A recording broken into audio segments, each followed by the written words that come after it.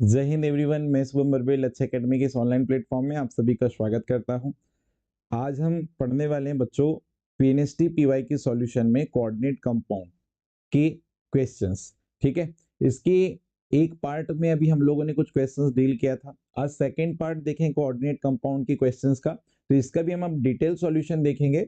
जो भी बच्चे चाहे वो नीट की एग्जाम की प्रिपरेशन कर रहे होंगे, पीएनएसटी के एग्जाम की प्रिपरेशन कर रहे होंगे, जेई की एग्जाम की प्रिपरेशन कर रहे होंगे, तो ये प्रीवियस ईयर के जो क्वेश्चन है बड़े हेल्पफुल होंगे उसको, क्योंकि सिमिलर कॉन्सेप्ट से क्वेश्चन पूछे जाते हैं। इसलिए आप कॉन्सेप्ट को समझिए, सीखिए कैसे क्वेश्चन अटेम्प्ट करना है, उस चीज को आप नोट डाउन करते हुए चलिए। एक प्रॉपर नोट्स में सीक्वेंस में आप क्वेश्चन को बनाते चलिए, और ये बार बार प्रैक्टिस ही जो है आपके एग्जाम में आपको बड़ी हेल्प करेगी क्वेश्चन सॉल्व करने के लिए। तो चलिए स्टार्ट करते हैं आज का लेक्चर। इसमें सबसे पहला क्वेश्चन आ रहा है, देखो इसके पहले हमने 12 क्वेश्चन अटेम्प्ट किए थे। 13 नंबर पे क्वेश्चन आ रहा है, क्या बोल रहा दिखिएगा। निम्नलिखित में से कौन सा कथन जो है स्टेटमेंट इस कॉम्प्लेक्स के बारे में सही है, ऐसे बोल रहा है, मतलब सही जानकारी बता रहा है इस कॉम्प्लेक्स के बारे में, ऐसे करके पूछ रहा है। ठीक है जी, पहले नंबर पे आते हैं। पहले नंबर पे क्या बोल रहा है, ऑप्शन नंबर फर्स्ट बोल रहा है कि ये जो कॉम्प्लेक्स है इसमें कॉपर और एमीन जो लिगेंड है, कॉपर मेटल और एमीन लिगेंड के बीच में कौन सा बॉन्ड बन रहा है, बोल रहा है कोवेलेंट बॉन्ड। मतलब कोवेलेंट बॉन्ड का मतलब क्या होता है, सहसंयोजी बंध। तो ये बिल्कुल गलत है, क्योंकि मेटल और लिगेंड के बीच में बनता है कोऑर्डिनेट बॉन्ड। कौन सा बॉन्ड बनता है, कोऑर्डिनेट बॉन्ड। तो ये कोवेलेंट बॉन्ड का एक टाइप तो है कोऑर्डिनेट बॉन्ड, लेकिन कोवेलेंट बॉन्ड नहीं है ना यहाँ पर, तो ये कोवेलेंट बॉन्ड बिल्कुल गलत हो जाएगा। तो यहाँ कोवेलेंट बॉन्ड नहीं बनता, कोऑर्डिनेट बॉन्ड बनता है। पहला स्टेटमेंट गलत हुआ। दूसरे नंबर पे आते हैं, दीज आर पैरामैग्नेटिक कॉम्प्लेक्स। देखो जनरली कोऑर्डिनेट कॉम्प्लेक्स कितने टाइप के होते हैं, दो टाइप के। इसको मैं थोड़ा सा समझाता हूँ, फिर उसके बाद इस पे भी आएंगे, ध्यान से देखिएगा। जनरली कोऑर्डिनेट जो कॉम्प्लेक्स होते हैं बेटा, वो दो टाइप के, टू टाइप्स के आप पढ़ते हो। एक कोऑर्डिनेट कॉम्प्लेक्स जो होता है उसका मैग्नेटिक बिहेवियर अगर हम बात करेंगे तो पैरामैग्नेटिक नेचर का होता है एक। अब पैरामैग्नेटिक नेचर का मतलब क्या है, हिंदी में हम इसको बोलते हैं अनुचुंबकीय प्रकृति का है। अनुचुंबकीय प्रकृति का है ये। ठीक है, अब कौन सा कॉम्प्लेक्स पैरामैग्नेटिक नेचर का है कैसे पता लगाओगे, तो आप देखोगे किसी भी कॉम्प्लेक्स में सेंट्रल मेटल एटम जो होगा उसमें अगर अनपेयर्ड इलेक्ट्रॉन प्रेजेंट है, अयुग्मित इलेक्ट्रॉन अगर प्रेजेंट है, तो वो बेटा कैसे नेचर का होगा, पैरामैग्नेटिक नेचर का वो कॉम्प्लेक्स होगा। और दूसरे टाइप का जो कॉम्प्लेक्स होता है वो होता है डायमैग्नेटिक। डायमैग्नेटिक, अब डायमैग्नेटिक जो नेचर का कॉम्प्लेक्स होता है इसको हिंदी में क्या बोला गया, इसको बोला जाता है प्रतिचुंबकीय। कैसे पहचानोगे कोई कॉम्प्लेक्स डायमैग्नेटिक है करके, प्रतिचुंबकीय प्रकृति का कोई कॉम्प्लेक्स है, कैसे पहचानोगे। तो बेटा यहाँ पे जो है ना अनपेयर्ड इलेक्ट्रॉन अब्सेंट होते, सेंट्रल मेटल के पास अनपेयर्ड इलेक्ट्रॉन यदि क्या हो, अब्सेंट हो, अनुपस्थित हो, ये सारे इलेक्ट्रॉन जो है सेंट्रल मेटल के वैलेंस सेल में कैसे हो, पेयर्ड हो, तो ऐसे केस में जो उसका नेचर रहता है कॉम्प्लेक्स का, वो कैसे आता है, डायमैग्नेटिक नेचर आता है। ठीक है जी, अब जो हमको कॉम्प्लेक्स दिया था उसने, चलो उस पे आते हैं। तो कॉम्प्लेक्स कहता है CuNH3 4SO4। ठीक है, इसको लिखते हैं यहाँ पर, ये कॉम्प्लेक्स है CuNH3 4 और ये दिया था SO4। क्लियर। इस कॉम्प्लेक्स में अगर मैं कॉपर की ऑक्सीडेशन नंबर निकालूं, किसकी, कॉपर की, तो बेटा ये तो न्यूट्रल लिगेंड है, सल्फेट पे 2 नेगेटिव चार्ज होता है, राइट पे जाएगा तो +2, तो कॉपर पे ऑक्सीडेशन नंबर +2 आएगी, और +2 ऑक्सीडेशन स्टेट है, तो 4s पे जो है इसके पास इलेक्ट्रॉन क्या हो जाएगा, 0, और 3d में कितने इलेक्ट्रॉन हो जाएंगे, 9। अगर जनरल इलेक्ट्रॉनिक कॉन्फ़िगरेशन आप कॉपर का लिखते तो 4s1 3d क्या होता है, 10। ठीक है, अब +2 ऑक्सीडेशन स्टेट में अगर वो है क्या, कॉपर, तो +2 ऑक्सीडेशन स्टेट में क्या होता है, S से एक इलेक्ट्रॉन और D से एक इलेक्ट्रॉन बाहर निकलेगा, तो D में कितने इलेक्ट्रॉन बचेंगे, 9। कितने बचेंगे, 9। इसको यहां से मैं 2 को हटा देता हूं। ठीक है, कॉपर जब नॉर्मल स्टेट में तो इसका आउटर सेल का इलेक्ट्रॉनिक कॉन्फ़िगरेशन 4s1 3d10 होता है। क्यों, क्योंकि कॉपर का एटॉमिक नंबर कितना, 29 होता है, सबको पता है। क्लियर। अगर +2 ऑक्सीडेशन स्टेट में कॉम्प्लेक्स में कॉपर, तो इसके 3d में कितने इलेक्ट्रॉन आएंगे, 9। ओके, चलिए बढ़ते आगे। ये एक स्पेशल टाइप का केस होता है, कॉपर का जो ये कॉम्प्लेक्स है एक स्पेशल टाइप का केस होता है, ये समझिएगा। इसमें होता क्या है देखो, अब कॉपर 2+ ऑक्सीडेशन स्टेट में है, तो ऐसे केस में क्या होगा, यहां पर 3d ऑर्बिटल, यहां पे क्या है, 3d ऑर्बिटल, यहाँ क्या रहेगा आपका 4s ऑर्बिटल, ये तो इस पे इलेक्ट्रॉन है ही नहीं है, और यहाँ पे क्या है आपका 4p ऑर्बिटल। क्लियर? ओके। अब देखिएगा ध्यान से, होता क्या है यहाँ पर कि कॉपर के पास डी में कितने इलेक्ट्रॉन दिखाई दे रहे हैं आपको? 9। यहाँ फील कर लो आप, 2 4 6 8 और ये 9। ओके, अब ध्यान देना, यहां पर जो कॉपर है जनरली इसके साथ जो लिगेंड जुड़े होंगे, ये जो लिगेंड आपको दिखाई दे रहे हैं, ये कौन से लिगेंड है बताओ? ये है स्ट्रॉन्ग फील्ड लिगेंड। कौन से लिगेंड है? Strong field ligand. और स्ट्रॉन्ग फील्ड लिगेंड जो है बेटा, जनरली इलेक्ट्रॉन पेयर की पेयरिंग कराते हैं। ऐसे बोल रहे थे अपन, किसकी? अनपेयर्ड इलेक्ट्रॉन की पेयरिंग कराते हैं। अनपेयर्ड इलेक्ट्रॉन की पेयरिंग कराते, ऐसे अपन ने पढ़ के रखे, ठीक है। लेकिन यहाँ तो सिंगल इलेक्ट्रॉन एक ही है ना, तो पेयरिंग कहां से करा लेगा? पेयरिंग होगी क्या? नहीं होगी। मतलब यहाँ जो ये सिंगल इलेक्ट्रॉन आपको दिखाई दे रहा है, इसकी पेयरिंग कराने के लिए कोई दूसरा अनपेयर्ड इलेक्ट्रॉन दिखाई दे रहा है क्या? नहीं। मतलब यहाँ पर आपको n इक्वल टू 1, मतलब अनपेयर्ड इलेक्ट्रॉन के नंबर कितने मिलेंगे? 1। और अनपेयर्ड इलेक्ट्रॉन का अगर नंबर एक भी प्रेजेंट अनपेयर्ड इलेक्ट्रॉन है, मतलब यहाँ अनपेयर्ड इलेक्ट्रॉन अगर प्रेजेंट है बच्चों, तो ऐसे केस में ये कॉम्प्लेक्स पैरामैग्नेटिक हो जाएगा। क्या हो जाएगा? पैरामैग्नेटिक हो जाएगा, मतलब ये अनुचुंबकीय होगा। तो ऑप्शन में आप चेक कर लो, पहले ऑप्शन में आप चेक कर लो, क्या बोला था? These are paramagnetic complex. बिल्कुल सही है, ये एक पैरामैग्नेटिक कॉम्प्लेक्स है बच्चों, मतलब सेकंड वाला जो स्टेटमेंट है वो बिल्कुल यहाँ पे करेक्ट हो जाएगा।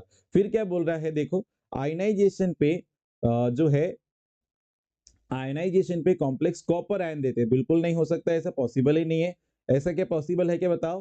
क्या कॉम्प्लेक्स जो है इसका आयनाइजेशन आप करवाओगे, क्या ये कॉपर का आयनाइजेशन करवाओगे तो सल्फेट आयन मिलेगा। मतलब कहने का ये है कि CuSO4 सॉरी CuNH3 होल 4 और ये SO4 दिया है, इसका अगर मैं आयनाइजेशन करवाऊं तो मुझे ये कॉम्प्लेक्स मिलेगा ऐसे, NH3 4 केटाइनिक कॉम्प्लेक्स मिलेगा इस पे 2+ चार्ज, और सल्फेट आयन 2 नेगेटिव चार्ज के फॉर्म मिलेगा। मतलब कॉपर आयन तो कहीं मिल ही नहीं रहा है, लेकिन ये हमको क्या बोल रहा है कि भैया आयनाइजेशन पे कॉम्प्लेक्स जो है वो कॉपर आयन देते बोलता है। तो गलत बात है, ये तो हो ही नहीं सकता। सल्फेट आयन देता बोलते तो मान लेते, ठीक है।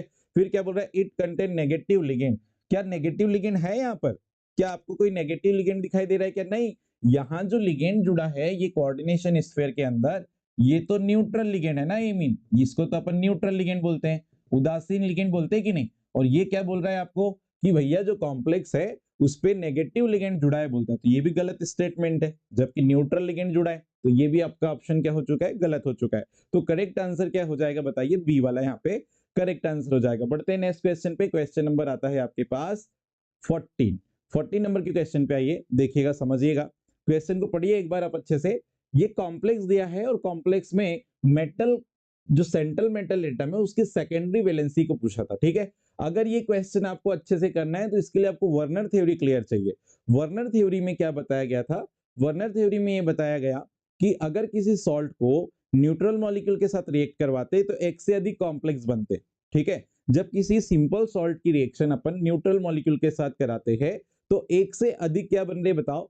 एक से अधिक यहाँ पर कॉम्प्लेक्स फॉर्म होते हैं। और वो कॉम्प्लेक्स एक से अधिक क्यों फॉर्म होते हैं, उसका क्या रीजन था? तो उसका ये रीजन था कि मेटल जो है बच्चों वो एक से ज्यादा वैलेंसी शो करता है। जो सेंट्रल मेटल एटम होता है कॉम्प्लेक्स में वो एक से ज्यादा वैलेंसी शो करता है। तो जनरली इसको समझ लेते हैं हम लोग एक पेज में पहले, उसके बाद इसको फिर डील करेंगे। चलो यहीं बता दूं क्या? चलो यहीं बता देते हैं। यहाँ क्या बोला गया, मैंने क्या आपको बोला, ध्यान सुनना। जो हमारे पास कॉम्प्लेक्स होता है उसमें जब वर्नर थ्योरी में एक बात बोली गई कि जब सिंपल सॉल्ट को किसी न्यूट्रल मॉलिक्यूल के साथ रिएक्ट करवाते हैं तो ऐसे केस में मोर देन वन कॉम्प्लेक्स बनते हैं, कॉम्प्लेक्स फॉर्म होते हैं, एक से ज्यादा कॉम्प्लेक्स फॉर्म होते हैं। अब एक से ज्यादा कॉम्प्लेक्स क्यों फॉर्म हो रहा है उसको समझने वाली बात है कि एक से ज्यादा कॉम्प्लेक्स क्यों बनेंगे, उसका क्या रीजन है, ठीक है। जैसे कि हमारे पास मान लीजिए हमने लिया PtCl6 एक मॉलिक्यूल, एक सिंपल सॉल्ट लिया, ठीक है, और यहाँ पे एक न्यूट्रल मॉलिक्यूल क्या ले लिया? अमोनिया ले लिया। तो भाई हम क्या देख रहे हैं कि हमारे पास कुछ कॉम्प्लेक्स यहाँ पे बनते जा रहे हैं। कुछ कॉम्प्लेक्स यहाँ पे क्या होते जा रहे हैं, बनते जा रहे हैं। जैसे देखना पीटी, यहाँ पे बन जाएगा पीटी NH3 होल 6 Cl3, इसको PTCl3 ले लेते हैं, PTCl। ओके, ये बन गया। ठीक है, दूसरा एक और कॉम्प्लेक्स यहाँ बन सकता है पीटी NH3 होल 5 Cl2। एक और कॉम्प्लेक्स यहाँ बन गया पीटी प्लेटिनम है ये होल 4 Cl2 और ये Cl। और एक और कॉम्प्लेक्स बन गया पीटी NH3 होल 3 Cl3। तो हमने क्या देखा, हमने एक सिंपल सॉल्ट को न्यूट्रल मॉलिक्यूल से रिएक्ट कराया तो एक से ज्यादा कॉम्प्लेक्स फॉर्म हुए। अब एक से ज्यादा कॉम्प्लेक्स क्यों फॉर्म हुए, तो उसके पीछे रीजन क्या था। तो वर्नर ने बताया कि एक से ज्यादा कॉम्प्लेक्स इसलिए बन रहे हैं कि यहाँ जो मेटल होगा, यहाँ पर ये मेटल जो है ना, एक से ज्यादा वैलेंसी शो करते हैं, एक से ज्यादा संयोजकता शो करते हैं। अब वो संयोजकता क्या होती है वो मैं आपको बता रहा हूँ, तो इसको आप नोट कर लेना। इसको मैं यही मिटा देता हूँ, ठीक है जी, इसको नोट कर लेना। इसको हम मिटा देते हैं यहीं पर और यहीं पे हम बताते हैं। तो जो कॉम्प्लेक्स में सेंट्रल मेटल एटम होता है, जैसे यहाँ प्लेटिनम की मैं बात कर रहा हूँ, तो यहाँ पर ये जो प्लेटिनम है ये दो टाइप की वैलेंसी शो करेगा। एक ये शो करेगा primary valency,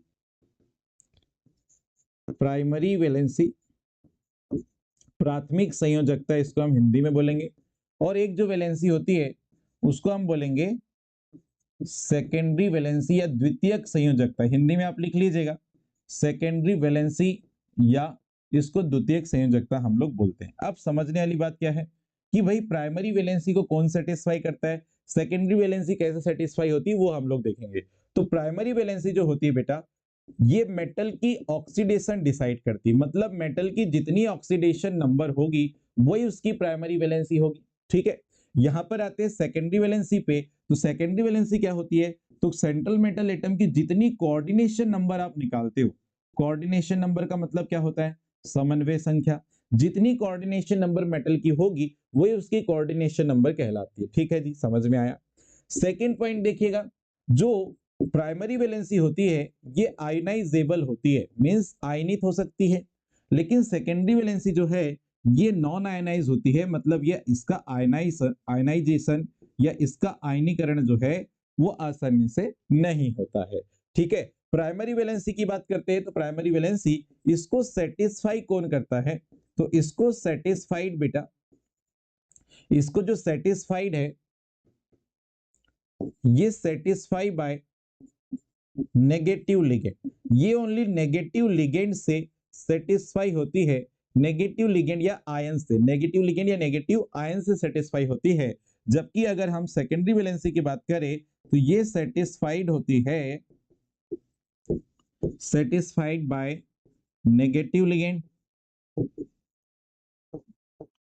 neutral ligand and positive ligand. ये तीनों टाइप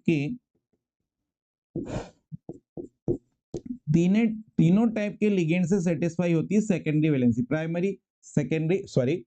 सेकेंडरी वैलेंसी जो है वो नेगेटिव लिगेंड से, न्यूट्रल लिगेंड से और केटाइनिक लिगेंड से, तीनों टाइप के लिगेंड से सेटिस्फाई होती है। अभी मैं एग्जांपल बताऊंगा, आपको क्लियर हो जाएगा। सबसे इंपॉर्टेंट बात क्या है कि जो प्राइमरी वैलेंसी है इसको हम लोग डॉटेड लाइन से रिप्रेजेंट करते हैं, मतलब ऐसे डॉट डॉट वाली लाइन से इसको रिप्रेजेंट किया जाता है, डॉटेड लाइन से इसको रिप्रेजेंट करते हैं। जबकि अगर हम बात करेंगे यहाँ पर सेकेंडरी वैलेंसी की, तो इसको अपन सॉलिड लाइन से रिप्रेजेंट करते हैं। किससे, सॉलिड लाइन से रिप्रेजेंट करते हैं, मतलब इस टाइप की लाइन से इसको रिप्रेजेंट किया जाएगा। अब क्वेश्चन पे आओ, क्वेश्चन में क्या बोला जा रहा है उसको भी अपन समझेंगे। पहले एक कॉन्सेप्ट से समझ लो। मैं यहाँ पर इसका एक एग्जाम्पल बताता हूँ पहले, फिर अपन आगे बढ़ेंगे। देखिए जरा, यहां पे दिया है Fe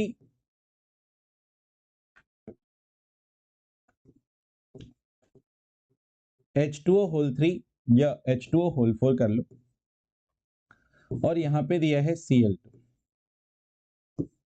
या इसको Cl3 कर लो। एक मिनट बस, इसको ऐसे कर लो, H2O होल 3 और ये है Cl3। ओके, ये मेरे पास कॉम्प्लेक्स है जी। इस कॉम्प्लेक्स में अगर मैं आयरन की ऑक्सीडेशन नंबर निकालूं, आयरन की ऑक्सीडेशन नंबर निकालेंगे तो कैसे निकालेंगे? तो आयरन के ऑक्सीडेशन नंबर निकालोगे तो इस साथ में कौन है? वाटर, वाटर तो न्यूट्रल लिगेंड, इसके ऑक्सीडेशन नंबर 0, तो 3 वाटर है, इसके ऑक्सीडेशन नंबर क्या है? 0, प्लस 3 क्लोरीन है, इसके इसके ऑक्सीडेशन नंबर क्लोरीन कितनी होती है? -1, इक्वल टू क्या हो जाएगा? 0। तो Fe equal to sorry Fe -3 equal to 0, तो Fe इक्वल टू क्या हो गया? +3।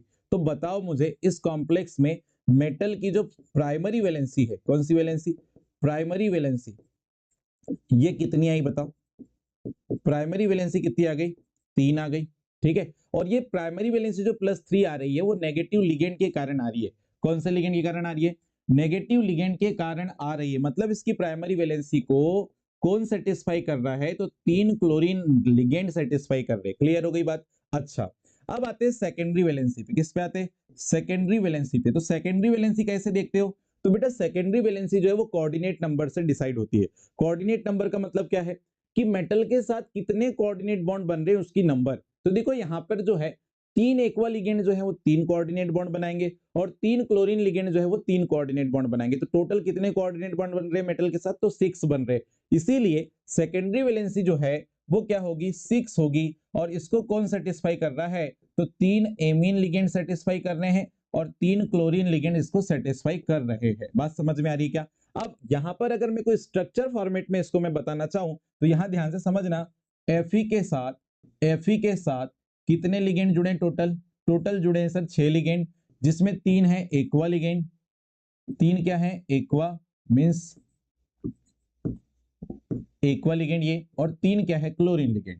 तो देखो मैंने पहले जो आपको ये बताया, यहाँ पे आयरन से 6 जो बॉन्ड बन रहे हैं वो सेकेंडरी वैलेंसी को रिप्रेजेंट कर रहे हैं। क्यों? क्योंकि अभी मैंने आपको बोला था सेकेंडरी वैलेंसी को सॉलिड लाइन से रिप्रेजेंट करते हैं और इसको जो है नेगेटिव लिगेंड और पॉजिटिव लिगेंड और न्यूट्रल लिगेंड तीनों टाइप के सेटिस्फाई कर सकते हैं लिगेंड। तो यहाँ जो कॉम्प्लेक्स है इसमें 3 नेगेटिव लिगेंड है और 3 न्यूट्रल लिगेंड है। तो ये आयरन के साथ 6 कोऑर्डिनेट बॉन्ड बना रहे हैं, इसलिए इसकी सेकेंडरी वैलेंसी कितनी हो गई? 6, ठीक है।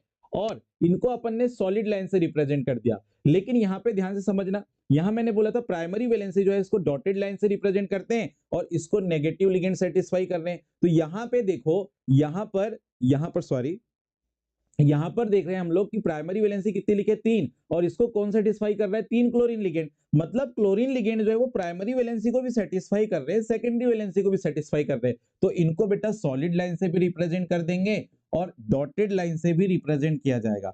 जो आपके पास क्लोरीन लिगेंड है ना, क्लोरीन लिगेंड जो है इसको अपन जो है सॉलिड लाइन और डॉटेड लाइन दोनों से रिप्रेजेंट करेंगे, ठीक है। क्यों? क्योंकि क्लोरीन प्राइमरी और सेकेंडरी दोनों वैलेंसी शो कर रहा है। यहां तक आपको चीजें समझ में आई होगी मुझे ऐसा लगता है। तो अब हम क्वेश्चन पे आते हैं, क्वेश्चन में क्या बोला था वो देखते हैं। तो क्वेश्चन में हमको एक कॉम्प्लेक्स दिया था, क्या? PtCl2NH3 whole twice. मतलब यहां जो प्लेटिनम है उस कॉम्प्लेक्स की सेकेंडरी वैलेंसी आपको पूछा था उसने। तो बेटा सेकेंडरी वैलेंसी के लिए आप केवल ये देख लो कि यहाँ कितने क्या बोलना चाहिए? कोऑर्डिनेट बॉन्ड बनेंगे मेटल के साथ। तो क्लोरीन 2 है, एमीन 2 है, तो बेटा यहाँ पे टोटल 4 कोऑर्डिनेट बॉन्ड बनेंगे। कितने कोऑर्डिनेट बॉन्ड बनेंगे? 4। तो 4 कोऑर्डिनेट बॉन्ड बनेंगे, मतलब यहाँ पे प्लेटिनम की जो सेकेंडरी वैलेंसी है वो कितनी हो जाएगी? 4। सेकेंडरी वैलेंसी कितनी हो जाएगी? 4। जितने कोऑर्डिनेट बॉन्ड बन रहे हैं उन्हीं के नंबर को हम सेकेंडरी वैलेंसी बोलेंगे। बड़ा सिंपल था। तो आंसर क्या हो जाएगा बच्चों? यहाँ पर बता दो आप। यहाँ पे आंसर आपका क्या आ जाएगा? डी वाला यहाँ पे करेक्ट आंसर हो जाएगा। बढ़ते नेक्स्ट क्वेश्चन पे। क्वेश्चन नंबर आएगा आपके पास 15। 15 पे देखो क्या बोल रहा है, निम्नलिखित में से एम्बिडेंटेड लिगेंड। बेटा ये कल ही मैंने आपको बताया था, एम्बिडेंटेड लिगेंड ऐसे लिगेंड होते हैं जिनके जो मोनोडेंटेड लिगेंड कहे जाएंगे और इनके पास 2 डोनर साइड होती है, लेकिन ये वन टाइम में वन ही टाइप का क्या बोलना चाहिए यूज करते हैं। वह एक टाइम में एक ही डोनर साइड का यूज करते हैं कोऑर्डिनेट बॉन्ड बनाने के लिए, ठीक है। यहाँ पे अपन ने कल 4 एग्जांपल देखे थे एम्बिडेंटेड के। एक क्या देखा था आपने? साइनाइड, और क्या था? आइसोसाइनाइड, ठीक है। एक क्या था? Thiocyanate, isothiocyanate, isothiocyanate. एक क्या था? ये मैं पेयर लिखवा दे रहा हूं यहाँ पर। एक था NO2 माइनस और एक था ONO माइनस। इसको हम नाइट्राइटो N बोलते हैं, इसको नाइट्राइटो क्या बोलते हैं? चलो मैं इसको लिख भी देता हूं यहाँ पर।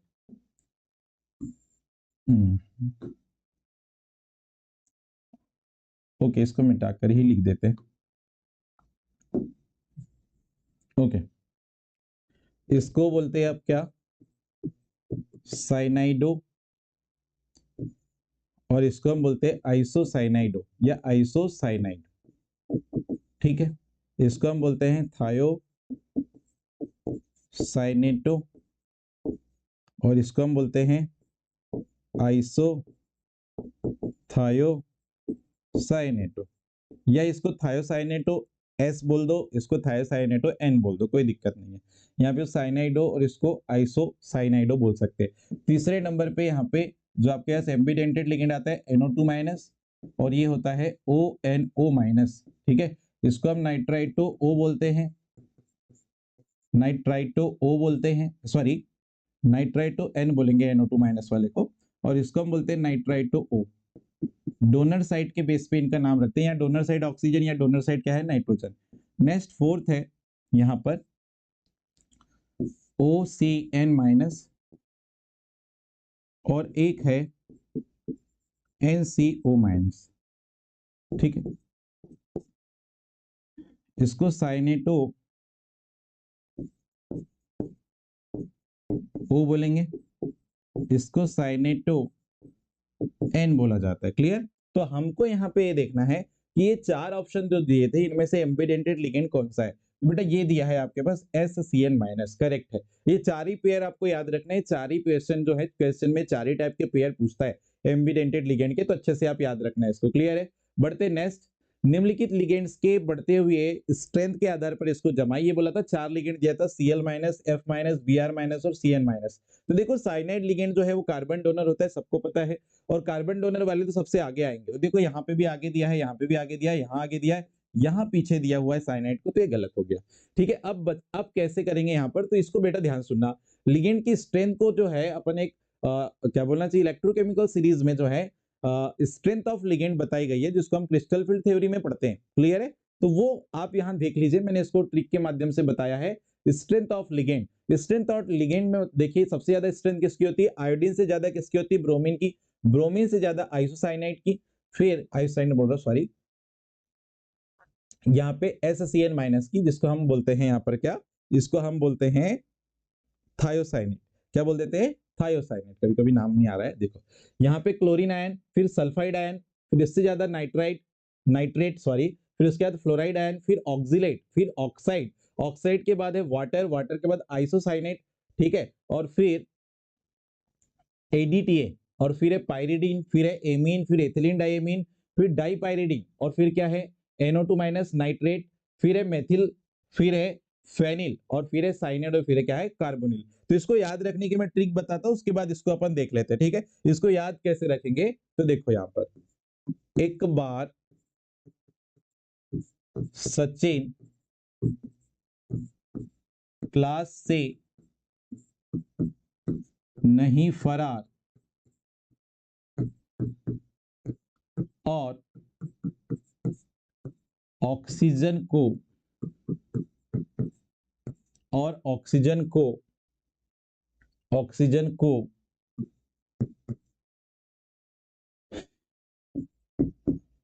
जल से नहीं प्यार।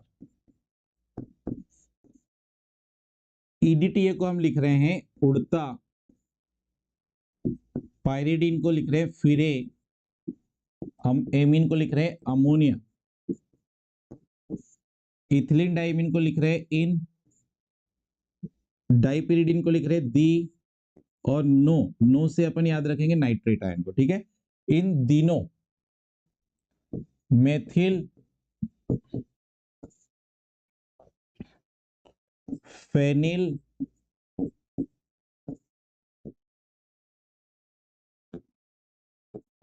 साइनो को मिला। ठीक है, ये ट्रिक से भी आप याद रख सकते हो। एक बार सचिन क्लास से नहीं फरार और ऑक्सीजन को जल से नहीं प्यार, उड़ता फिरे अमोनिया इन दिनों मेथिल फेनिल साइनो को मिला। इस ट्रिक से आप इसको याद रख सकते हैं। अब आते क्वेश्चन पे, तो हमको क्या क्या दिया था लिगेंड में वहां पे ऑर्डर जमाने के लिए, वो मैं यहाँ पे आपको अंडरलाइन करके बता देता हूँ। ये जो साइनाइड दिया था आपको, फ्लोराइड आयन दिया था आपको क्लोराइड आयन दिया था और ब्रोमीन आयन दिया था। ठीक है, तो आपको ये देखना है, सबसे पहले साइनाइड आएगा, फिर कौन आएगा, फ्लोरीन, उससे कम क्लोरीन, और उससे कम कौन आएगा, ब्रोमीन। तो लगाओ जल्दी से, देखो साइनाइड के बाद कौन आया, फ्लोरीन। यहाँ पे भी दिख रहा है, यहाँ पे भी दिख रहा है, यहाँ नहीं दिख रहा है, ये तो गलत हो गया। इसके बाद आएगा क्लोरीन, मतलब यहाँ है यहाँ नहीं है, तो ये वाला करेक्ट आंसर हो जाएगा। ब्रोमीन सबसे लास्ट में आएगा बेटा, तो करेक्ट आंसर क्या हो जाएगा, बी। अब ये आपसे तभी बनता है जब आपको यहाँ पर वो सीरीज याद रहती, लिगेंड की स्ट्रेंथ वाली अगर सीरीज क्लियर रहती तो जाके ये क्वेश्चन आपसे बन जाता, नहीं तो फिर गड़बड़ हो जाती, क्वेश्चन में गलत होने के ज्यादा चांसेस रहते। ठीक है, तो उसको आप ये जो मैंने सीरीज लिखवाया इसको अच्छे से नोट कर लेना, क्योंकि इससे जो है ना नीट में भी काफी बार क्वेश्चंस आए हुए हैं। अभी मैं नीट के पीवाईक्यू जब करवाऊंगा कोऑर्डिनेट कंपाउंड के, तो आप वहां पर भी देखोगे बेटा। ठीक है, तो बढ़ते हैं नेक्स्ट क्वेश्चन पे। क्वेश्चन नंबर 17 क्या बोल रहा है, मेटल कार्बोनिल में मेटल एटम या आयन पाई बॉन्ड बनाने के लिए कार्बोनिल को इलेक्ट्रॉन प्रोवाइड करते। देखो क्या बोल रहा है, अगर हमारे पास कोई मेटल है, ये मेटल है, इससे ऑलरेडी पहले से कार्बोनिल ने एक कोऑर्डिनेट बॉन्ड बना के रखा है, लेकिन क्या बोल रहा है कि मेटल जो है ये कार्बोनिल के साथ अगर एक पाई बॉन्ड बना रहा है, क्या बना रहा है, पाई बॉन्ड बना रहा है, तो ये कहां इलेक्ट्रॉन डोनेट करेगा, तो ये बेटा जो कार्बोनिल है, कार्बोनिल के पास होते हैं एंटी बॉन्डिंग मॉलिक्यूलर ऑर्बिटल। क्या होते हैं, एंटी बॉन्डिंग मॉलिक्यूलर ऑर्बिटल। अगर आपने एमओटी थ्योरी पढ़ी होगी, मॉलिक्यूलर ऑर्बिटल थ्योरी पढ़ी होगी, तो आपने पढ़ा होगा कि कार्बोनिल जो होता है इसके पास pi star anti bonding orbital होते हैं, जिसमें मेटल क्या करता है, अपना एक इलेक्ट्रॉन पेयर डोनेट करता है और क्या बना लेता है, एक पाई बॉन्ड बना लेता है। तो आपको यही पूछा था सिंपल सा, तो आपको याद रखना ये जो लिगेंड है, ठीक है, ये जो लिगेंड है आपके पास कार्बोनिल वाले, ये पाई एक्सेप्टर लिगेंड कहलाते हैं। पाई एक्सेप्टर लिगेंड मतलब ये पाई बॉन्ड को फॉर्म कर लेना, एक इलेक्ट्रॉन पेयर को एक्सेप्ट करके पाई बॉन्ड बना रहे हैं, इसलिए पाई एक्सेप्टर लिगेंड बोलते हैं। तो कौन कौन से हो सकते हैं, इस पे आप याद रख लेना, NO हो सकता है, CO हो सकता है, यहाँ पे O2 हो सकता है, N2 हो सकता है, CN हो सकता है। ठीक है, CN माइनस हो सकता है। तो इनको याद रखना, ये पाई एक्सेप्टर लिगेंड के एग्जाम्पल है, हमको दिया हालांकि जो है वो अभी याद रखना। ये अपने पाई star anti bonding molecular orbital में क्या करते हैं, इलेक्ट्रॉन पेयर को एक्सेप्ट कर लेते हैं सेंट्रल मेटल एटम से और यहाँ पे पाई बॉन्ड बना लेते हैं। तो करेक्ट आंसर क्या आ जाएगा, पाई स्टार ऑर्बिटल जो होगा वो कार्बोनिल के पाई स्टार ऑर्बिटल में क्या करता है, कार्बोनिल मेटल से इलेक्ट्रॉन पेयर ले लेता है और वहां पे एक पाई बॉन्ड को फॉर्म कर लेता है बेटा। तो इसका डिटेल जो है ना, अपन जब एमओटी थ्योरी पढ़ेंगे, जब मैं केमिकल बॉन्डिंग का भी लाइव लेक्चर लेकर आऊंगा आपके सामने, तब मैं वहां पर आपको ये डिटेल बता दूंगा कि पाई स्टार जो है एंटी बॉन्डिंग ऑर्बिटल कैसे होंगे। क्लियर है, चलिए अभी बढ़ते हैं आगे। क्वेश्चन नंबर 18 पे आते हैं। क्वेश्चन नंबर 18 जो है इसमें कॉम्प्लेक्स दिया था और उसमें देखो मेटल की प्राइमरी वैलेंसी पूछा है। अभी मैंने थोड़ी देर पहले बताया प्राइमरी वैलेंसी जो होती है मेटल की, वो ऑक्सीडेशन नंबर से डिसाइड होती है। तो जिस बच्चे को ऑक्सीडेशन नंबर निकालते आ रही है वो बड़े आसानी से इसका आंसर ला लेगा। तो बेटा यहाँ देखो मेटल के साथ जो है, मैं एक बार पहले कॉम्प्लेक्स लिख देता हूँ, CONH3 होल 6 और यहाँ पर दिया है 3 क्या है, क्लोरीन लिगेंड। अब देखो यहाँ जो आपके पास एमीन दिया है वो तो न्यूट्रल लिगेंड है ना, इस पे कोई भी चार्ज नहीं होता, ये तो है न्यूट्रल लिगेंड। ठीक है जी, और यहाँ पे देखो कॉम्प्लेक्स के बाहर 3 नेगेटिव आयंस दिए हैं। तो अगर मैं मेटल की यहाँ पे ऑक्सीडेशन नंबर निकालूं तो कोबाल्ट तो जैसे के वैसे लिखोगे, 6 एमीन लिगेंड है, इसकी ऑक्सीडेशन नंबर हो गई 0 प्लस क्लोरीन कितने हैं 3 और इनकी ऑक्सीडेशन नंबर कितनी -1 इक्वल टू 0। कॉम्प्लेक्स पे कोई चार्ज नहीं तो 0। ठीक है जी, आगे बढ़ते हैं। अब देखो जरा, कोबाल्ट -3 इक्वल टू क्या हुआ 0, तो यहाँ पर कोबाल्ट की ऑक्सीडेशन नंबर क्या आ गई है, +3 आ गई है। और मैंने अभी थोड़ी देर पहले आपको जब पढ़ाया था कि वर्नर थ्योरी में क्या बताया गया था कि जो ऑक्सीडेशन नंबर होती है मेटल की, वो उसकी प्राइमरी वैलेंसी को सेटिस्फाई करती है। किसको सेटिस्फाई करती है, प्राइमरी वैलेंसी को सेटिस्फाई करती है, प्राइमरी वैलेंसी को सेटिस्फाई करती है। ठीक है जी, तो प्राइमरी वैलेंसी जो है वो ऑक्सीडेशन नंबर डिसाइड करती है, इसलिए ऑक्सीडेशन नंबर अभी आपने कितनी लाई बताओ, +3, इसलिए प्राइमरी वैलेंसी कितनी हो जाएगी 3। तो हमारा करेक्ट आंसर यहाँ क्या हो जाएगा, डी वाला हो जाएगा। क्या हो जाएगा, डी वाला करेक्ट आंसर हो जाएगा। बहुत आसान क्वेश्चन आपको दिए जाते हैं एग्जाम में, बस कॉन्सेप्ट आपके क्लियर हैं तो फिर फटाफट से बनेंगे। क्लियर, बढ़ते क्वेश्चन नंबर 19। देखो सभी लिगेंड क्या होते हैं बोल रहा है, क्या होता है, सभी लिगेंड क्या होते हैं बोल रहा है। तो देखो ध्यान से, पहले बोलता है सभी लिगेंड न्यूट्रल होते हैं, गलत है, क्योंकि भाई हमने लिगेंड जो है 3 टाइप के पढ़े थे, अगर चार्ज के बेस पे अगर हम बात करते हैं तो चार्ज के बेस पे लिगेंड तीन टाइप के होते हैं, एक कैटायनिक, एक एनायनिक और एक न्यूट्रल। ठीक है, तो यहाँ पर बच्चों वो तो बोल रहे हैं न्यूट्रल लिगेंड होता है ओनली, नहीं लिगेंड न्यूट्रल होते हैं ऐसा जरूरी नहीं है। फिर क्या बोलता है, लिगेंड जो है वो लुईस एसिड और लुईस बेस दोनों की तरह व्यवहार हो कर सकते हैं, तो गलत बात है। देखो लिगेंड के बारे में मैं थोड़ा सा यहाँ पे आपको एक दो बात बता देता हूँ, ध्यान से सुनना। पहले जो जनरल इसकी इंफॉर्मेशन है वो, लिगेंड जो होता है ये इलेक्ट्रॉन रिच स्पीसीज होती है, मतलब इनके पास इलेक्ट्रॉन की अधिकता होती है। अब इलेक्ट्रॉन की अधिकता है तो बेटा ये इलेक्ट्रॉन पेयर डोनर होते हैं, ये इलेक्ट्रॉन युग्म का दान करते हैं। और जब ये इलेक्ट्रॉन पेयर डोनेट करेंगे तो बेटा ये इलेक्ट्रॉन पेयर डोनेट करने वाली जो स्पीसीज है उसको हम ना लुईस बेस बोलते हैं। क्या बोलते हैं? लुईस बेस बोलते हैं, लुईस क्षार बोलते हैं। क्लियर है? और ये इलेक्ट्रॉन पेयर डोनेट कर रहे हैं, इसलिए इनको अपन ऑर्गेनिक केमिस्ट्री के अगर नजरिए से देखें तो इनको न्यूक्लियोफाइल बोल सकते हैं। क्या बोल सकते हैं? न्यूक्लियोफाइल भी इनको हम बोल सकते हैं। क्लियर है क्या? तो लिगेंड जो है ये इलेक्ट्रॉन रिच स्पीसीज होते हैं, इनमें ये इलेक्ट्रॉन पेयर को हमेशा डोनेट कर सकते हैं, इसलिए इनको हम लुईस बेस कहते हैं। तो यहां तो उसने क्या बोला, लुईस एसिड ही बोल सकते, बोले लुईस बेस ही बोल सकते, तो गलत कर दिया हमने।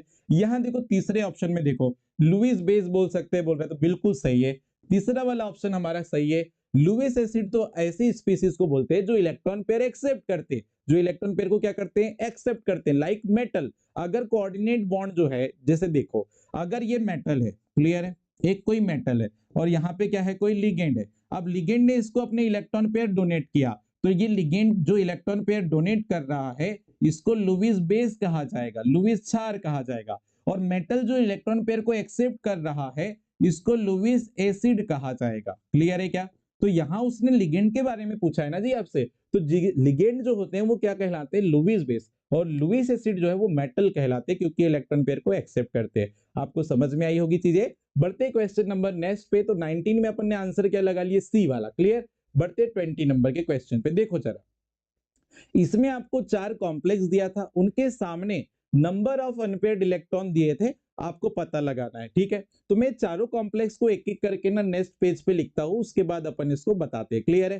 पहले CrF6 दिया हुआ है 4-, चलो देखना, पहला कॉम्प्लेक्स है CrF6 4-। ठीक है, दूसरा जो कॉम्प्लेक्स है वो क्या दिया है देख लेते हैं, दूसरे नंबर पे दिया MnF6 4-। ठीक है जी, तीसरा कॉम्प्लेक्स क्या दिया है वो भी देख लो, CrCn 4-। तीसरे नंबर पे दिया है CrCn होल 6 4-। और चौथे नंबर पे जो कॉम्प्लेक्स दिया है वो क्या दिया है वो भी देख लेते। तो चौथे नंबर पे हमको दिया है CuCn F5, CuCn F5, charge क्या है 4- ही चार्ज दिया। ओके, अब देखो इनमें अनपेयर्ड इलेक्ट्रॉन पूछा था, फटाफट से देखते हैं कैसे करना है इस क्वेश्चन को, फटाफट से देखते हैं कैसे क्वेश्चंस को करना है। सबसे पहले मेटल के ऑक्सीडेशन नंबर निकालेंगे। क्रोमियम के ऑक्सीडेशन नंबर यहाँ पे कितनी आएगी आप निकाल के जरूर देख लेना, यहाँ पे आएगी +2 और +2 आएगी तो इसके डी में कितने इलेक्ट्रॉन बचेंगे 4, डी में कितने इलेक्ट्रॉन बचेंगे 4। ठीक है, तो डी में 4 इलेक्ट्रॉन, और ये जो आपका Fe जुड़ा है, सॉरी आपका जो फ्लोराइड जुड़ा हुआ है ये वीक फील्ड लिगेंड है। कैसा है? वीक फील्ड लिगेंड, तो पेयरिंग तो कराएगा नहीं। तो क्रोमियम के पास डी ऑर्बिटल में कितने इलेक्ट्रॉन है बेटा 4, 1 2 3 4। ठीक है, और यहां पे कौन आ रहा है, फ्लोरीन।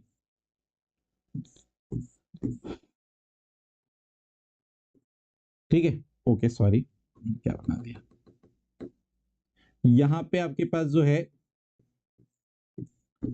एक हो जाएगा 4s ऑर्बिटल, एक होगा 4p, और यहां पे होंगे फिर 4d ऑर्बिटल, ये 4d।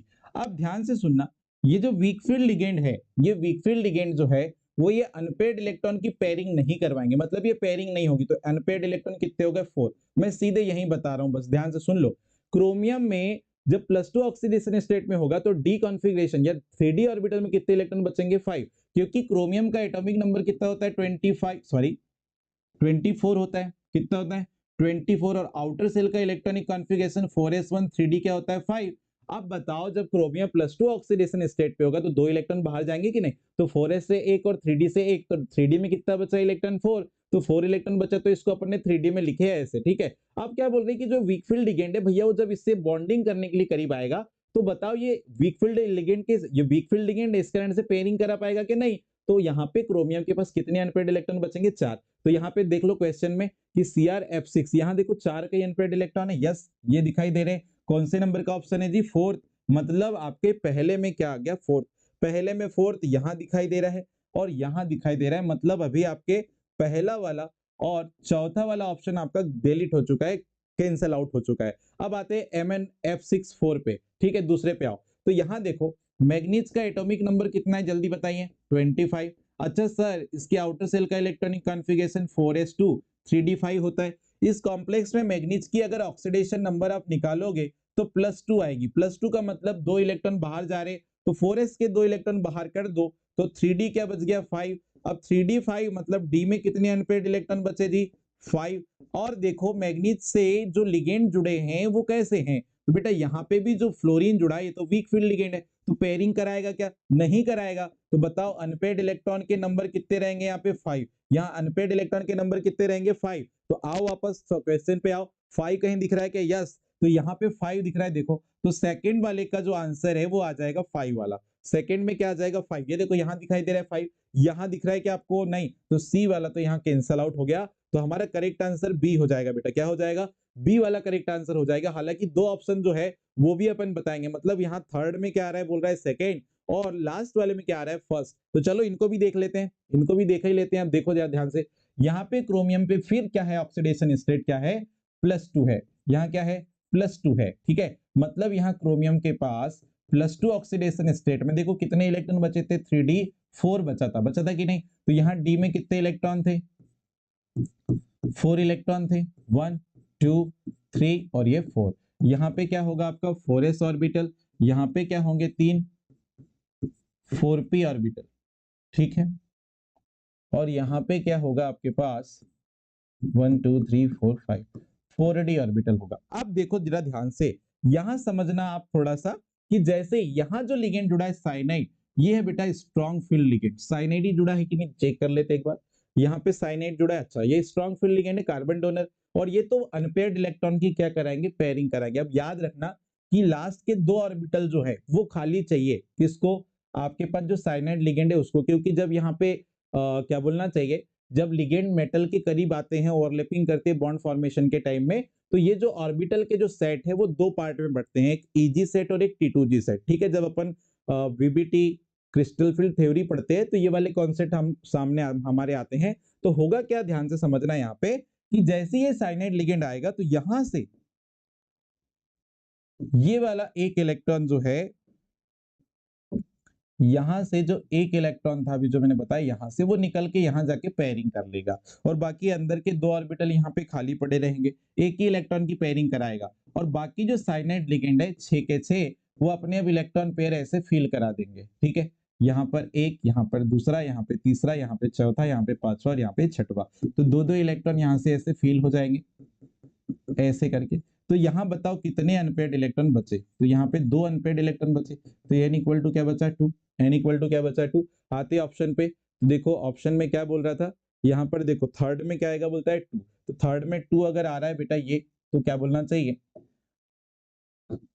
थर्ड में अगर क्या आ रहा है? 2 आ रहा है, तो देखो ये 2 में 2 ही तो अनपेयर्ड इलेक्ट्रॉन आ रहे हैं ना। करेक्ट है, बिल्कुल सही है, ठीक है। नेक्स्ट पे आते हैं, लास्ट वाले को भी चेक कर लेते हैं। लास्ट में देखो आपके पास कॉपर के साथ एक साइनाइड और 5 के जुड़े फ्लोरीन लिगेंड जुड़े हैं। तो फ्लोरीन ज्यादा लिगेंड कैसे? वीक फील्ड है, तो वीक फील्ड है तो पेयरिंग कराएंगे क्या? नहीं। तो यहाँ पे देखो कॉपर जो है इसके ऑक्सीडेशन नंबर आप निकालोगे तो यहाँ +2 ही आने वाली है, और +2 आएगी तो 3d क्या हो जाएगा? 9। 3d क्या हो जाएगा? 9। और 3d अगर 9 होगा तो d में कितने इलेक्ट्रॉन आ गए? 9 आ गए कि नहीं आ गए? 2 4 6 2 8 और ये 9। अब एक ही सिंगल इलेक्ट्रॉन है, ध्यान सुनो। अब एक ही सिंगल इलेक्ट्रॉन है और यहाँ जो लिगेंड जुड़े हैं ये 5 के 5 लिगेंड कैसे है? Weak field. तो ये सिंगल इलेक्ट्रॉन की पेयरिंग कहां करा लेंगे? तो यहाँ पे अनपेयर्ड इलेक्ट्रॉन कितना बचा? 1। अनपेयर्ड इलेक्ट्रॉन 1 बचा, इसीलिए यहाँ पर देखो फोर्थ वाले पे आंसर क्या आ जाएगा? ये जो फोर्थ वाला है उस पे आंसर क्या आ जाएगा? फर्स्ट। क्या आ जाएगा? फर्स्ट। और फर्स्ट में कितना आ रहा है? 1, ठीक है। करेक्ट आंसर ये हो जाएगा आपका बी वाला, ठीक है। मैंने पूरा एक्सप्लेन कर दिया है, इसको अच्छे से आप एक बार खुद से कर लेना प्रैक्टिस। बढ़ते 21 नंबर के क्वेश्चन पे। एक कॉम्प्लेक्स दिया था, इसका आईयूपीएसी नेम। देखो कॉम्प्लेक्स आपको समझना है, मैंने इस टाइप का कॉम्प्लेक्स उस दिन अभी इसके पहले वाले लेक्चर में बताया था, COCl यहाँ पे दिया है NO2, दिया है एथिलीन डाइएमीन, और यहाँ कॉम्प्लेक्स के बाहर एक Cl दिया है। कॉम्प्लेक्स के बाहर अगर एनायन है तो इसको बोलते हैं कॉम्प्लेक्स केटायन सिंपल एनायन। और इस टाइप का कॉम्प्लेक्स अगर आता है तो सबसे पहले आप किसका नाम लिखते हो, आपको बताया था मैंने उस दिन, लिगेंड का नाम लिखते हो। लिगेंड के नाम के बाद आप मेटल का नाम लिखते हैं, मेटल के नाम के बाद आप ऑक्सीडेशन स्टेट लिखते हो रोमन अंकों में, और उसके बाद जो आयन होता है, एनायन जो भी आपका दिया है उसका नाम आप ऐसे लिख लेते हो।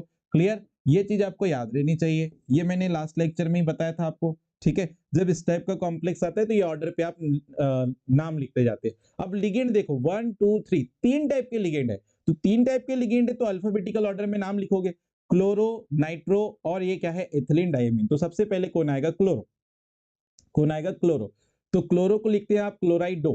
क्या लिखते हैं, क्लोरो या क्लोराइडो। अच्छा ये क्वेश्चन पुराना है, ओके, इसलिए यहां पर उसने क्या लिख दिया है, ओके ओके ओके, जनरली लिख सकते हैं क्लोरो और क्लोराइड दोनों लिख सकते हैं यहाँ पे, तो लिखो चलो, क्लोराइडो लिखा हो या क्लोरो लिखा हो कोई दिक्कत नहीं है, क्लोराइडो।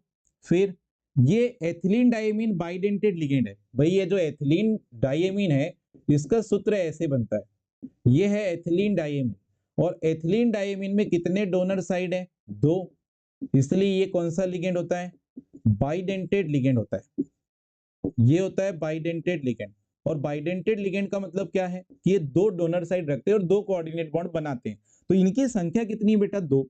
मैंने क्या बोला था लास्ट लेक्चर में, अगर बाइडेंटेड ट्राइडेंटेड लिगेंड दो या दो से ज्यादा बार आते तो ऐसे केस में इनके लिए प्रीफिक्स जो है कुछ स्पेशल वर्ड यूज किए जाते हैं। जैसे दो बार अगर ये आ गए तो प्रीफिक्स वर्ड यहाँ बिस यूज करते, तीन बार आ गए तो ट्रिस यूज करते, चार बार आ गए तो टेट्रा किस जो है प्रीफिक्स यहाँ पे यूज करा जाता है। ये दो बार आ गए हैं इसलिए यहाँ पर लिखते हैं बिस, और ब्रैकेट में लिखते हैं फिर इसका नाम एथिलीन डाइएमीन, एथिलीन डाइएमीन। ठीक है, ब्रैकेट क्लोज करेंगे, फिर ये है नाइट्रो ग्रुप। अब नाइट्रो ग्रुप आपको पता है इसके लिए नाइट्राइटो एन लिखा जाएगा, मैंने अभी थोड़ी देर पहले बताया था एम्बिडेंटेड लिगेंड है। अगर NO2 लिखा है तो इसका नाम लिखते हैं आप नाइट्राइटो एन, अगर ONO लिखा है तो नाइट्राइटो ओ लिख देते हैं। क्लियर?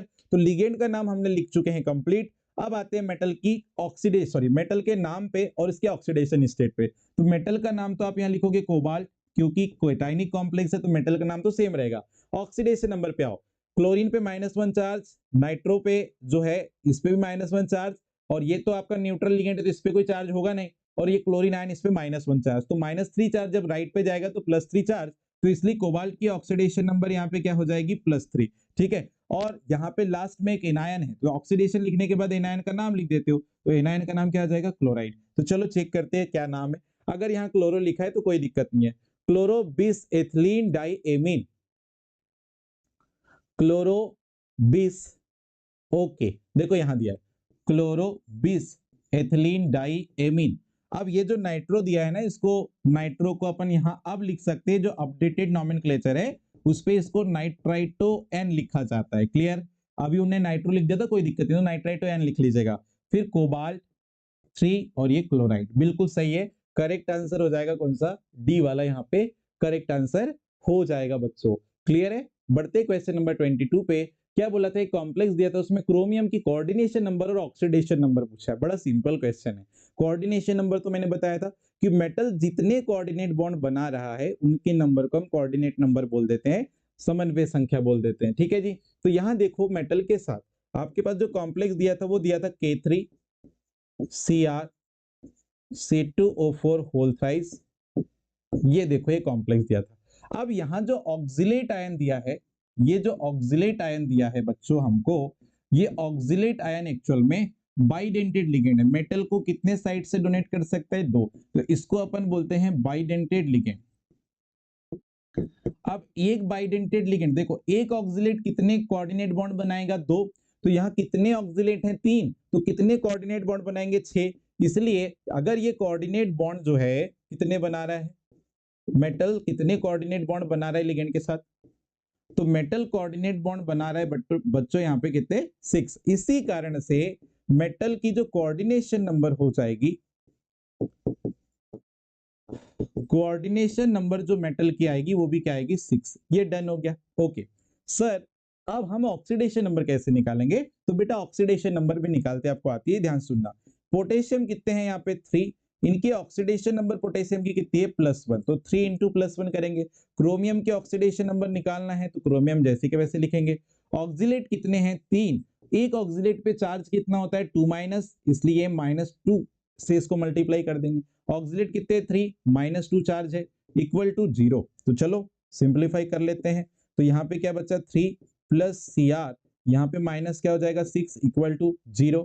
यहाँ पर आ जाते हैं आगे, तो बताओ -6 से +3 माइनस करोगे कितना बचेगा -3। तो यहाँ पे क्या हो जाएगा Cr -3 इक्वल टू क्या हो जाएगा 0।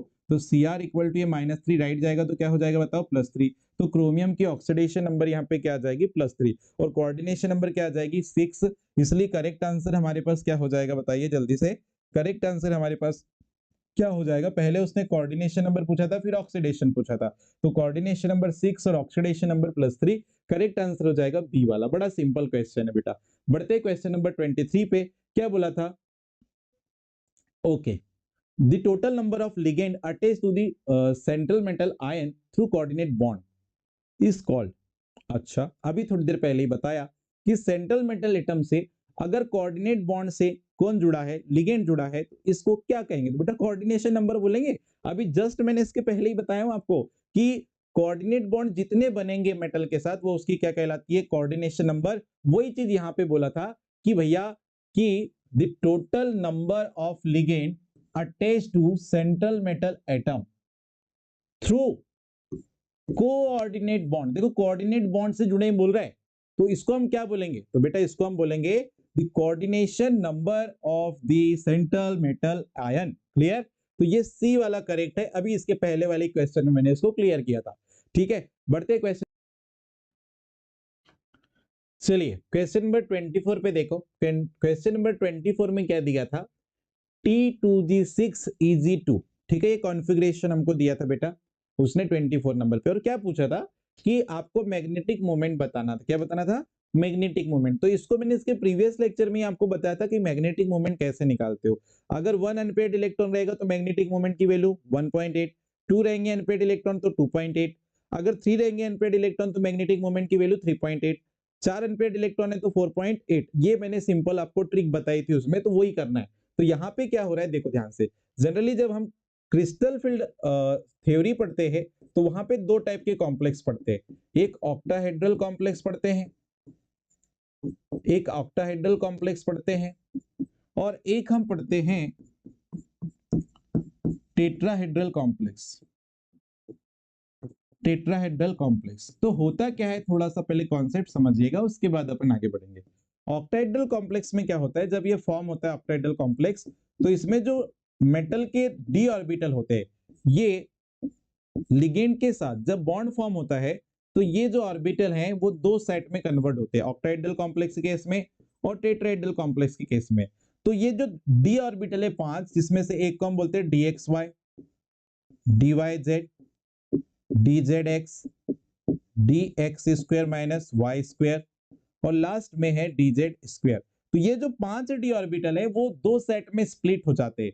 एक को हम बोलते हैं यहाँ पे T2G सेट और एक को हम बोलते हैं AG सेट। T2G सेट में कौन कौन से ऑर्बिटल आते हैं, DXY, DYZ और DZX, ये 3 ऑर्बिटल आ जाते हैं। और AG सेट में आता है DX² माइनस वाई स्क्वायर और ये DZ²। क्लियर है। तो जब ऑक्टाहेड्रल कॉम्प्लेक्स में स्प्लिटिंग होती है तो इसको क्रिस्टल फील्ड स्प्लिटिंग कहा जाता है। इसमें 3D ऑर्बिटल या 4D जो भी ऑर्बिटल मेटल के पास है वो दो सेट में बटेंगे। तो जो नीचे वाला सेट होता है 3 ऑर्बिटल का होता है, इसकी एनर्जी कम होती है, इसको T2G सेट बोलते हैं। और ऊपर 2 ऑर्बिटल का सेट स्प्लिट होता है, इसकी एनर्जी ज्यादा होती है, इसको EG सेट बोल देते हैं। अगर टेट्राहेड्रल कॉम्प्लेक्स की इसकी हम बात करते हैं तो इसमें जो डी ऑर्बिटल होते हैं इनकी स्प्लिटिंग भी दो सेट में होती है, लेकिन इसमें एक चीज याद रखना, इसमें टेट्राहेड्रल में T2G सेट वाले जो ऑर्बिटल है उनकी एनर्जी बढ़ जाती है और EG सेट वाले जो ऑर्बिटल है उनकी एनर्जी क्या हो जाती है, कम हो जाती है। क्लियर है। तो अभी हमको जो क्वेश्चन पूछा था उसमें T2G और EG सेट की कॉन्फ़िगरेशन दिए हुए थे और उसमें बोला था मैग्नेटिक मोमेंट बताओ। तो ध्यान सुनना, ये वाला इस टाइप का केस है जिसमें T2G नीचे है और EG क्या है, ऊपर। तो यहां ध्यान से समझना, इसको मैं मिटा देता हूं, ये वाले कॉन्सेप्ट को आप इसको नोट कर लेना। ठीक है जी, आगे बढ़ते। अब देखो यहां पर T2G में कितनी पावर लगा के रखा है 6 और Eg में कितनी है 2। तो T2G 6 मतलब यहाँ पे कितने इलेक्ट्रॉन है 6, ओके, और Eg में 2 इलेक्ट्रॉन है तो दोनों अनपेयर्ड होंगे। तो यहाँ पे अनपेयर्ड इलेक्ट्रॉन के नंबर कितने आ गए 2, और अनपेयर्ड इलेक्ट्रॉन के नंबर 2 है तो म्यू की वैल्यू कितनी हो जाएगी 2.8। मैंने कल ही आपको लेक्चर में ट्रिक बताया था, अगर जिसने लेक्चर अटेंड नहीं किया है कल का वो पहले लेक्चर अटेंड कर लो तो आपको क्लियर हो जाएगा। तो म्यू क्या है यहाँ पे मैग्नेटिक मूवमेंट है, क्या है मैग्नेटिक मूवमेंट है। अगर आपको कॉन्सेप्ट पूरे क्लियर है तो आपको कहीं पे भी डाउट नहीं आएगा। तो मैग्नेटिक मूवमेंट, अगर अनपेयर्ड इलेक्ट्रॉन कितने आ गए 2, अनपेयर्ड इलेक्ट्रॉन या अयुग्मित इलेक्ट्रॉन 2 है तो मैग्नेटिक मूवमेंट की वैल्यू आएगी 2.8। यहाँ चेक कर लो, दिया हुआ है बी वाला करेक्ट आंसर है, क्या है बी वाला यहाँ पे करेक्ट आंसर है। बढ़ते हैं नेक्स्ट क्वेश्चन पे। क्वेश्चन नंबर आता है 25। क्या बोला था बच्चों, 4 ऑप्शन में क्या बोला था, स्क्वायर प्लेनर ज्योमेट्री किसकी है, वर्ग समतलीय ज्यामिति किसकी है, ऐसे क्वेश्चन आपको पूछा था। तो चलिए फटाफट से देखते हैं, चारों ऑप्शन को अपन रिलेट कर लेते हैं। पहले नंबर पे दिया है FeCl4 2-। अब यहां देखो Fe जो है आयरन, आयरन की ऑक्सीडेशन नंबर आप निकालोगे कितनी है +2। जनरली आयरन के बारे में क्या क्या पता है, इसका एटॉमिक नंबर 26, आउटर सेल में होता है 4s2 और 3d6 इलेक्ट्रॉन। इस कॉम्प्लेक्स में आयरन की ऑक्सीडेशन नंबर आप निकालोगे तो कितनी आएगी +2 आएगी, मतलब 2 इलेक्ट्रॉन देखो कम हो गए तो 4s से 2 इलेक्ट्रॉन कम कर दिए तो 3d में कितने इलेक्ट्रॉन बचे 6। अब 3d में अगर 6 इलेक्ट्रॉन बचे हैं तो यहाँ पे इसका कॉन्फ़िगरेशन लिख लो आप 1 2 3 4 5 और ये 6। इसके बाद कौन सा ऑर्बिटल होगा 4s, इसके बाद कौन से ऑर्बिटल होंगे खाली वाले, इसके बाद में 4p। अब यहाँ जो लिगेंड जुड़ा है बेटा क्लोरीन, ये है वीक फील्ड लिगेंड है। ये कैसा लिगेंड है, वीक फील्ड लिगेंड है कि नहीं है, और ये तो अनपेयर्ड इलेक्ट्रॉन की पेयरिंग नहीं कराता, तो ये बाहर वाले जो ऑर्बिटल थे उनमें अपना एक एक इलेक्ट्रॉन शेयर करेगा। तो यहाँ पे बाहर वाले ऑर्बिटल में एक एक इलेक्ट्रॉन शेयर करेगा। तो यहाँ पे अगर हम संकरण देखेंगे तो एक s ऑर्बिटल और p ऑर्बिटल पार्टिसिपेट कर रहे हैं, तो संकरण आएगा sp3, और sp3 संकरण अगर आ रहा है तो टेट्राहेड्रल कॉम्प्लेक्स होगा। कौन सा कॉम्प्लेक्स होगा, टेट्राहेड्रल कॉम्प्लेक्स होगा। तो पहला वाला जो ऑप्शन है वो तो गलत हो जा रहा है बेटा, क्यों, क्योंकि हमको क्या पूछा था, उसने स्क्वायर प्लेनर ज्योमेट्री पूछा था, तो पहले वाले की तो नहीं है, इसकी तो टेट्राहेड्रल ज्योमेट्री है। सेकंड वाले पे आते हैं, सेकंड वाला कॉम्प्लेक्स क्या है, सेकंड वाला कॉम्प्लेक्स है COCl4 2- आयन, ओके। कोबाल्ट के बारे में क्या पता है, तो कोबाल्ट बेटा इसका एटॉमिक नंबर कितना होता है 27। वो आउटर सेल का इलेक्ट्रॉनिक कॉन्फ़िगरेशन 4s2, 3d क्या होता है 7। कॉम्प्लेक्स में कोबाल्ट की ऑक्सीडेशन नंबर है बेटा +2, कितनी है +2, ठीक है, निकाल के आप चेक कर लेना। तो 4s से 2 इलेक्ट्रॉन यहाँ से चल एंड मतलब चले जाएंगे, रिलीज हो जाएंगे, तो 3d7 बचेगा इसका कॉन्फ़िगरेशन। मतलब d ऑर्बिटल जो है इसकी वैलेंस शेल में, इस पे टोटल इलेक्ट्रॉन कितने हैं 7, 1 2 3 4 5 6 और ये 7, ठीक है। इसके बाद ये तो 3d ऑर्बिटल हो गया, यहाँ पे कौन सा ऑर्बिटल होगा 4s, और यहाँ पे कौन से ऑर्बिटल होंगे 4p, ओके। और ये कौन सा ऑर्बिटल है 3d में कितने इलेक्ट्रॉन थे 7। अब ध्यान देने वाली बात क्या है कि यहाँ पर जो क्लोरीन जुड़ा है ये तो वीक फील्ड लिगेंड है, और weak field ligand unpaired electron की पेयरिंग कराएगा क्या, नहीं कराएगा। तो ये तो बाहर वाले ऑर्बिटल जो होंगे इन पे आएगा और अपना इलेक्ट्रॉन पेयर शेयर कर देगा ऐसे, और 4 कोऑर्डिनेट बॉन्ड बनाएगा। तो फिर से बताओ, ये कोऑर्डिनेशन बॉन्ड बनाने के लिए आउटर सेल का एक s ऑर्बिटल और 3 p ऑर्बिटल भाग लेंगे तो sp3 संकरण होगा, और sp3 संकरण होगा तो फिर से ज्योमेट्री टेट्राहेड्रल ही आएगी। और हमको तो क्या पूछा था, हमको पूछा था स्क्वायर प्लेनर, तो ये भी गलत हो चुका है। इसको नोट कर लेना आप, इसको मिटा के मैं फिर से यहीं पे बता रहा हूं, ध्यान से सुनना। इसको मिटा के हम फिर से यहीं पे बता रहे 2 एग्जांपल, ताकि आपको एक ही पेज में क्लियर हो जाए। इसको आप नोट डाउन जरूर कर लेंगे, ठीक है। अब आता है ऑप्शन नंबर 3।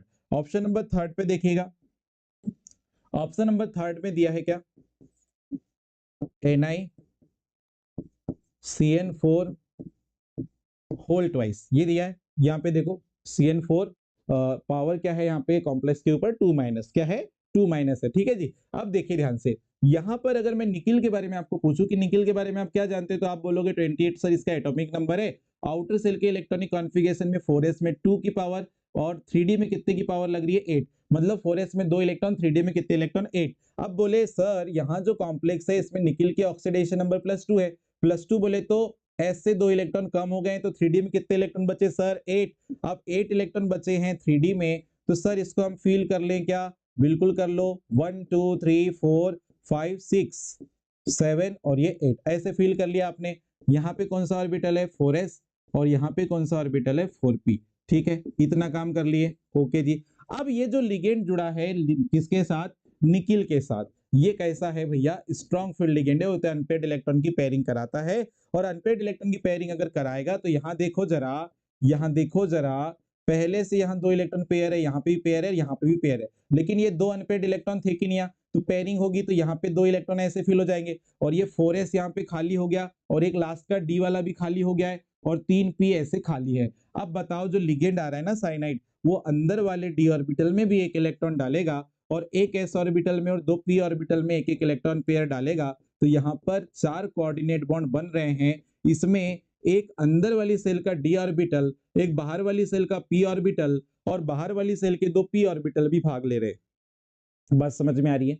यहाँ जो कोऑर्डिनेट बॉन्ड बन रहे हैं, इसमें साइनाइड जो है कोऑर्डिनेट बॉन्ड बनाने के लिए एक अंदर वाली सेल के डी ऑर्बिटल का यूज कर रहा है, बाहर वाली सेल के एक s ऑर्बिटल का यूज कर रहा है और बाहर वाली सेल के 2 p ऑर्बिटल का यूज कर रहा है। तो संकरण क्या हो गया, dsp2 इनर ऑर्बिटल कॉम्प्लेक्स बनेगा और यहाँ ज्योमेट्री जो होगी बेटा वो स्क्वायर प्लेनर होगी। क्या होगी, स्क्वायर प्लेनर होगी। तो करेक्ट आंसर यहाँ पे क्या हो जाएगा, सी वाला यहाँ पे करेक्ट आंसर हो जाएगा। अब डी वाला बचा है, तो डी वाला जो है ये देखो आयरन फैमिली से बिलोंग करता है प्लेटिनम, तो इसका भी आप निकाल कर देखोगे क्या बोलना चाहिए ज्योमेट्री, तो ये भी टेट्राहेड्रल ही होगा। ठीक है, इसको आपके ऊपर छोड़ रहा हूँ, ये आपके लिए होमवर्क है। ठीक है, अगर इतना कॉन्सेप्ट समझ में आया तो ये आप कर लोगे। ठीक है, तो लास्ट वाला आंसर नहीं हो सकता, सी वाला ही यहाँ पे करेक्ट आंसर हो रहा है। ठीक है, तो आज जो हमने क्वेश्चन किए ये काफी इंपॉर्टेंट क्वेश्चन थे। इसके बाद एक और लेक्चर आपको कोऑर्डिनेट कंपाउंड का मिलेगा पीएनएसटी की पीवाईक्यू वाला। तो ये जो क्वेश्चंस आज मैंने करवाए हैं इसको आप प्रॉपर नोट्स में नोट करें, कॉन्सेप्ट को सीखें, समझते जाएं, प्रैक्टिस करें ताकि आपको एग्जाम में बड़ी हेल्प हो जाए। इसके बाद हम मिलते हैं नेक्स्ट लेक्चर में, नेक्स्ट क्वेश्चन जो बाकी क्वेश्चन बचे हैं उनके साथ। जय हिंद।